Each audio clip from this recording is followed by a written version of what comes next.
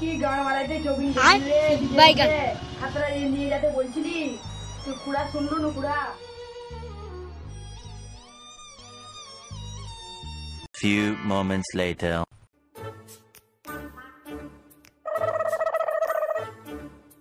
কি হলো রে ভাই?